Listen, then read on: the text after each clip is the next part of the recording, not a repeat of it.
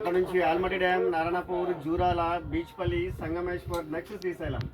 ఇక్కడ గేట్లు ఓపెన్ చేస్తే నాగార్జున సాగర్, నెక్స్ట్ పులిచింతల, విజయవాడ, బంగాళాఖాతం కలిసిపోతుంది. ఈ కృష్ణా నది కృష్ణా డిస్టిక్లోని అంశల్దేవ్ అనే ప్లేస్లో సాగర సంగమం జరుగుతుంది. ఇక్కడ ఇంపార్టెంట్గా చెప్పేది ఏంటంటే మన ఫ్రంట్ సైడ్ అలాగే బోట్లో 16 కిలోమీటర్ జర్నీ చేస్తే శ్రీ అక్క మహాదేవి కేవ్స్కి వెళ్ళొచ్చు. విన్నారా పేరు? 1 lakh year క్రితం ఏర్పడ్డ కేవ్స్ ఉన్నాయి అక్కడ.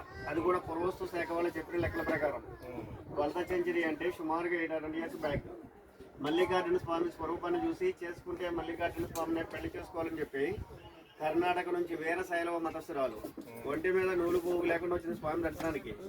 కొన్ని అననీయ కారణాల వల్ల ఆవిడ బట్టలు వదిలేయటమైంది. ఆవిడ తల వెంట్రుకులే వస్త్రాలుగా ఏర్పడ్డాయి. ఆవిడ పేరు మహాదేవి. అందరూ అక్క అక్క అన్న వల్ల అక్క మహాదేవికి పిలవడుతుంది. మీరు స్వామివారి దర్శనానికి వెళ్ళారా? స్వామివారి కంటే ముందు 3 నల్లరత్న విగ్రహాలు ఉంటే అబ్జర్వ్ చేశారా? లెఫ్ట్ సైడ్లో ఒకటి, రైట్ సైడ్లో ఒక 2 గర్భగుడికి ముందు ఉంటాయి. ఒకటి అక్క మహాదేవి అమ్మవారి విగ్రహం ఒకటి, 2 హేమారెడ్డి మల్లమ్మ విగ్రహం ఒకటి, 3 సిద్ధరామప్ప విగ్రహం ఒకటి. వీళ్ళ ముగ్గురు కర్ణాటక భక్తులే, మళ్ళా మానవ జన్మత్ర మనుషులే. మానవ జన్మత్ర మనుషుల విగ్రహాలు తీసుకెళ్ళి స్వామి కంటే ముందు పెట్టారంటే ఒకసారి ఆలోచించారు. వీళ్ళ ముగ్గురు ఎటువంటి సిద్ధపురిలో. ఈ ముగ్గురులో ఒక ఆవిడే అక్క మహాదేవి. ఆ గుహలో కొంతకాలం వచ్చేసి కదిలివనం అనే గుణమన్న దానికి ఆపోజిట్లో అక్కడికి వెళ్ళి స్వామివారిలో ఐక్యతైంది. నరసింహ సరస్వతి అవతారం చాలించింది కూడా ఈ కదిలివనం. ఈ అమ్మ దగ్గర వల్ల స్వామివార్ల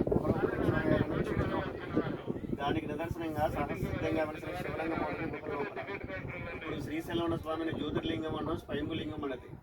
శ్రీశైలం ఉన్న స్వామికి అయితే మనం అభిషేకాలు చేస్తున్నాం. ఆ గుహలో ఉన్న స్వామికి ఎవరు అభిషేకాలు చేయరండి. సహసిద్ధంగా ఒక డ్రాప్ వాటర్ శివలింగం మీద పడుతూ ఉంటుంది.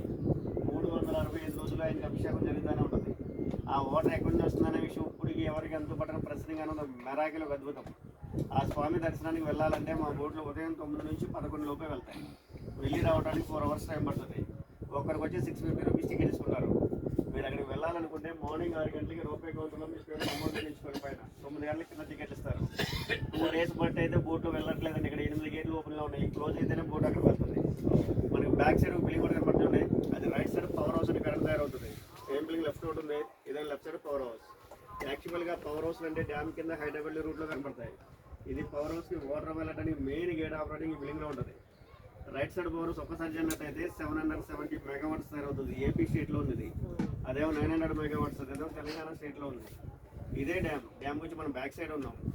శ్రీశైలంలో ఉంది కాబట్టి శ్రీశైలం డ్యామ్, శ్రీశైలం ప్రాజెక్ట్ అని మనం పిలుస్తున్నాం. దీని ఒరిజినల్ పేరు వచ్చి నీలం సంజీవరెడ్డి సాగర్. ఆయన ఎవరంటే 1960 చీఫ్ మినిస్టర్గా ఉన్నారు. రాష్ట్రపతి కూడా అయ్యారు. ఈ డ్యామ్ కట్టడానికి ఎంత కష్టపడ్డారు, ప్రోత్సహించారు కాబట్టి మరణానంతరం ఆయన పేరు పెట్టారు. దీనికి 12 గేట్లు. ఈ 12 గేట్లలో ఒక గేట్ వెయిట్ వచ్చి 260 టన్నులు ఉన్నాయి. నది వచ్చి కృష్ణా నది, ఫారెస్ట్ వచ్చి Nalgonda forest. Present water level వచ్చి 884 feet ఉంది. స్టోరేజ్ లెవెల్ వచ్చి 885, 1 feet తగ్గింది. ఇదే గంగలో చంద్రగుప్తుడు అని ఒక రాజు తన కూతురికి శాపవశాత్తు పచ్చబండ అయి ఉన్నాడు వాటర్లో. దాని ప్రభావం చేతనే నీళ్లు పచ్చ కలర్లో కనపడుతుంటాయి. ఈ వాటర్ మీరు చేతిలో తీసుకున్న వాటర్ బాటిల్లో పడిన వైట్గానే ఉంటుంది. ఈ పాతాళ గంగలో ఉన్నంతసేపే నీటికి పచ్చదనం. డ్యామ్ దాటి కిందకి వెళ్తే ప్యూర్ వైట్గా ఉంటుంది వాటర్ది. ఇంకోసారి చెప్పండి. చంద్రగుప్తుడిని కూతురు శపించింది. కూతుర్ని కామిస్తాడు తండ్రి. వాడికి తెలియదు కూతురని, అమ్మాయి తెలుసు. అయినా సరే ఆయన శపిస్తారు. కూతురు శపిస్తుంది, కామించాడు కాబట్టి. ఇదే గంగలో ఉబిలి బసవన్న అని చెప్పి ఒక నంది ఒకటి ఉంది శిలారూపంలో. ఒక నంది గుడి దగ్గర చూసారు కదా, మండపంలో ఉంటుంది పెద్ద నంది. ఆ నందిని శనగల బసవన్న అంటారు. సేమ్ అటువంటి గంగలో ఉంది. 2 కమల పిల్లలని చెప్తారు. డ్యామ్ కట్టక ముందు శ్రీశైలం వచ్చిన ప్రతి భక్తుడు ఈ నందిని దర్శనం చేసుకుని వెళ్ళిన వాళ్ళే. ఈ డ్యామ్ కట్టాక బ్యాక్ వాటర్లో నంది మునిగిపోయింది. ఈ ప్లేస్ని పాతాళ గంగని పిలవడానికి కారణం ఏంటంటే గంగా నది కాశీ నుంచి అంతర్వాహినిగా ఈ ప్రదేశానికి వచ్చిందంట. అందువల్ల ఈ ప్లేస్కి అంత ప్రాముఖ్యత. మీరు ఎన్నో వేల రూపాయలు ఖర్చు పెట్టి శ్రీశైలం వస్తారు. స్వామి దర్శనంలో పాతాళ గంగ స్నానం, బోటింగ్ చేసుకుని వెళ్ళిపోతున్నారు. ఇక్కడికి వచ్చి మీరు ఎన్ని వేల రూపాయలు ఖర్చు పెట్టినా వెళ్ళేదారిలో సాక్షిగ్రహం కూడా ఉంటుంది. అక్కడికి వెళ్ళి మీరు గోత్రనామాలు చెప్పుకుంటేనే మీరు శ్రీశైలం వచ్చినట్టు స్వామి కైలాసంలో తన తండ్రికి సాక్ష్యం చెప్తాడు. అందుచేత ఆయన సాక్షిగ్రహం అనిపిస్తారు. శ్రీశైలంలో చూడవలసిన ప్రదేశాలు అమ్మవారి గుడి back side Chhatrapati Shivaji museum అవుతుందండి. దాని నుంచి ఒక 1/2 kilometer ముందుకు వెళ్తే హేమారెడ్డి మల్లమ్మ కన్నీటి టెంపుల్ ఉంది. ఇప్పటికీ అమ్మవారి కన్నీటి ధార వస్తుంది ఇక్కడ. ఆ కన్నీటి ధారనే మనకు తీర్థంగా ఇస్తారు. చెక్ పోస్ట్ దాటేగా సాక్షి గణపతి, పాలధార, పంచదార, అడికేశ్వరం, శిఖరేశ్వరం. నెక్స్ట్ డ్యామ్ లాంగ్ జర్నీలో అయితే ఇష్టకామేశ్వరి అమ్మవారి టెంపుల్ ఉంటుంది, భీముని కొలను ఉంటుంది, భైరవ సెలవు ఉంటుంది. ప్రజెంట్ అయితే ఈ 3 టెంపుల్స్ ప్రతి ఎవ్రీ ఇయర్ 3 నెలలు బంద్ ఉంటాయి. Next month last week start అవుతుంది.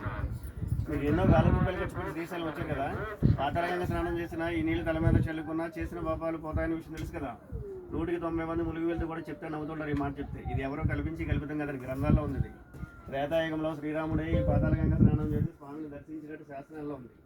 యుగాలు మారొచ్చేమో కానీ గంగమ్మ కూడా పవిత్రత అలాగే ఉంటుంది. నీళ్ళైతే చల్లుకోండి సార్.